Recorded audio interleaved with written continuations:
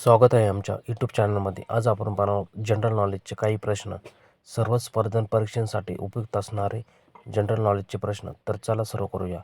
प्रश्न पहिला. चंप्राळा वन्यजीव अभयारण्य हे खालीलपैकी कोणत्या जिल्ह्यामध्ये आहे?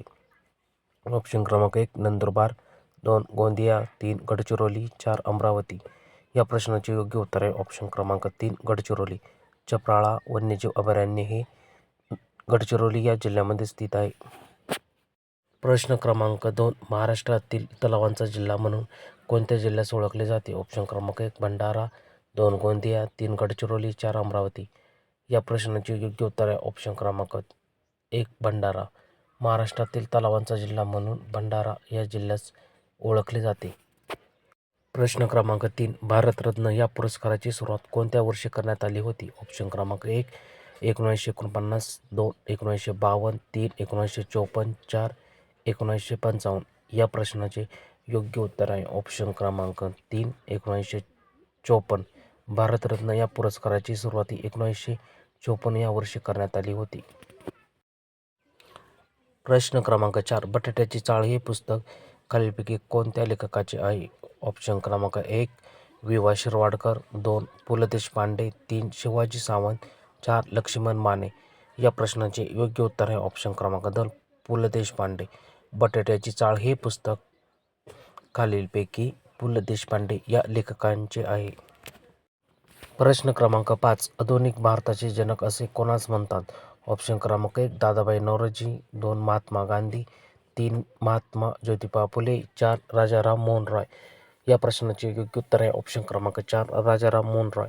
आधुनिक भारताचे जनक असे राजाराम मोहन रॉय यांना म्हणतात.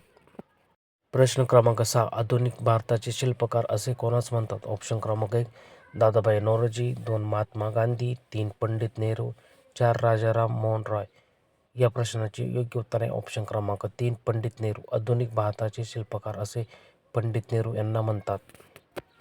प्रश्न क्रमांक 7. भारतीय असंतोषाचे जनक असे कोणास म्हणतात?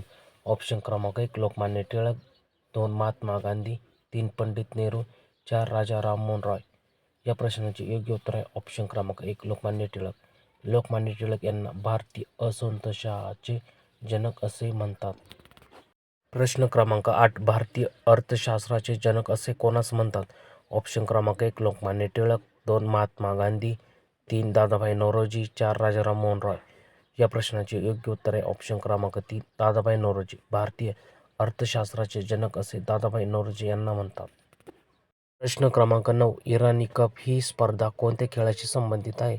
ऑप्शन क्रमांक 1 फुटबॉल, 2 क्रिकेट, 3 व्हॉलीबॉल, 4 हॉकी. या प्रश्नाचे योग्य उत्तर आहे ऑप्शन क्रमांक 2 क्रिकेट. इराणी कप ही स्पर्धा क्रिकेट या खेळाशी संबंधित आहे. प्रश्न क्रमांक 10. रंगास्वामी कप ही स्पर्धा कोणत्या खेळाशी संबंधित आहे? ऑप्शन क्रमांक 1 फुटबॉल, 2 क्रिकेट, 3 व्हॉलीबॉल, 4 हॉकी. या प्रश्नाचे योग्य उत्तर आहे ऑप्शन क्रमांक 4 हॉकी. रंगास्वामी कप ही स्पर्धा हॉकी या खेळाशी संबंधित आहे. प्रश्न क्रमांक 11. रातांधळेपणा हा कोणत्या जीवनसत्वाच्या अभावामुळे होतो?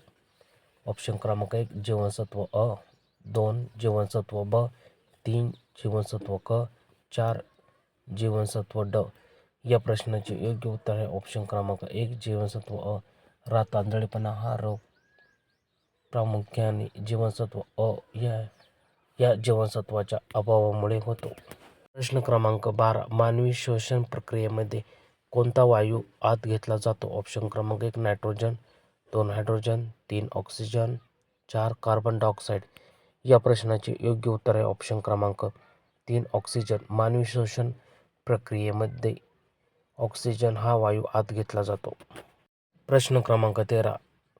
भेड़ाघाट हे ठिकाण कोणत्या नदीवर आहे? ऑप्शन क्रमांक 1 नर्मदा नदी, 2 गोदावरी नदी, 3 कृष्णा नदी, 4 भीमा नदी. या प्रश्नाचे योग्य उत्तर आहे ऑप्शन क्रमांक 1 नर्मदा नदी. भेड़ाघाट हे ठिकाण नर्मदा या नदीवर आहे.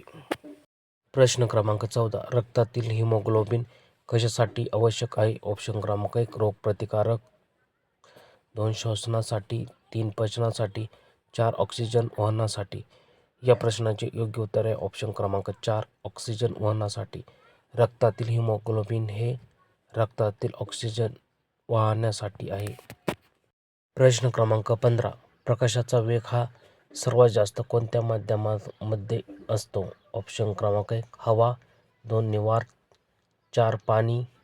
3 पाणी, 4 काच. या प्रश्नाचे योग्य उत्तर आहे ऑप्शन क्रमांक 2 निर्वात. प्रकाशाचा वेग हा निर्वात म्हणजे सर्वात जास्त असतो. व्हिडिओ आवडला असेल तर लाईक, शेअर आणि सबस्क्राईब करा. धन्यवाद.